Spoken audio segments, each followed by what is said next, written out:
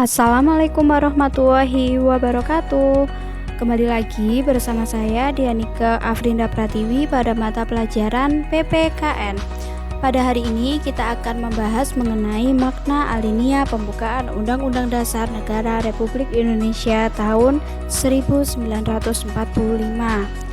Nah, makna alinea pertama ini menjelaskan pernyataan kemerdekaan sebagai hak semua bangsa di dunia, karena kemerdekaan merupakan hak asasi sebuah bangsa yang bersifat universal.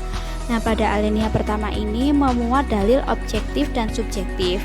Apa sih dalil objektif itu? Jadi dalil objektif ini merupakan penjajahan itu tidak sesuai dengan pri kemanusiaan dan keadilan. Jadi penjajahan ini bertentangan dengan nilai-nilai kemanusiaan karena penjajahan memandang manusia tidak memiliki derajat yang sama. Nah, sedangkan dalil yang bersifat subjektif ini merupakan aspirasi bangsa Indonesia untuk melepaskan diri dari penjajahan. Jadi dari kedua makna dalam alinea pertama meletakkan tugas dan tanggung jawab kepada bangsa dan negara serta warga negara Indonesia untuk senantiasa melawan penjajahan dalam segala bentuk. Juga untuk menjadi landasan hubungan dan kerjasama dengan negara lain. Jadi bangsa dan negara termasuk warga negara harus menentang setiap bentuk yang memiliki sifat penjajahan dalam berbagai bidang kehidupan.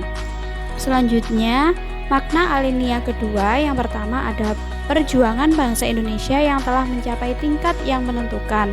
Yang kedua, momentum yang telah dicapai harus dimanfaatkan untuk menyatakan kemerdekaan. Dan yang ketiga, kemerdekaan harus diisi dengan mewujudkan negara Indonesia yang merdeka, bersatu, berdaulat, adil, dan makmur.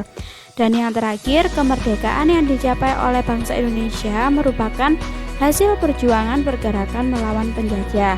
Jadi alinea ini menunjukkan kebanggaan dan penghargaan atas perjuangan bangsa Indonesia selama merebut kemerdekaan. Nah, untuk makna alinea ketiga, yang pertama ada pengukuhan dari proklamasi yang luhur. Yang kedua, motivasi spiritual, perwujudan sikap dan keyakinan bangsa Indonesia terhadap Tuhan Yang Maha Esa. Yang ketiga, mempertegas pengakuan dan kepercayaan bangsa Indonesia terhadap Tuhan Yang Maha Esa.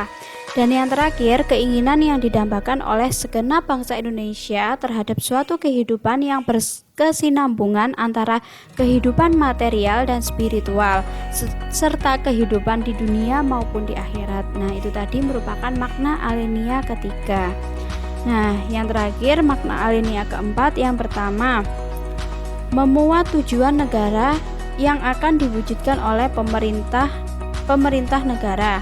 Yang kedua, ketentuan diadakannya Undang-Undang Dasar. Yang ketiga, bentuk negara yaitu bentuk republik yang berkedaulatan rakyat. Yang keempat, dasar negara yaitu Pancasila. Nah, negara Indonesia yang dibentuk ini pasti memiliki tujuan negara yang hendak diwujudkan, yaitu yang pertama ada melindungi segenap bangsa Indonesia dan seluruh tumpah darah Indonesia, mewujudkan kesejahteraan umum, mencerdaskan kehidupan bangsa, dan melaksanakan ketertiban dunia yang berdasarkan kemerdekaan, perdamaian abadi, dan keadilan sosial. Jadi keempat tujuan negara tersebut merupakan arah perjuangan bangsa Indonesia setelah merdeka. Nah, kemerdekaan yang telah dicapai ini harus diisi dengan pembangunan di segala bidang untuk mewujudkan tujuan negara, sehingga secara bertahap terwujud cita-cita nasional yaitu negara yang merdeka, bersatu, berdaulat, adil, dan makmur. Nah, itu tadi penjelasan singkat dari saya. Semoga bermanfaat untuk kalian semua. Saya akhiri. Wassalamualaikum warahmatullahi wabarakatuh.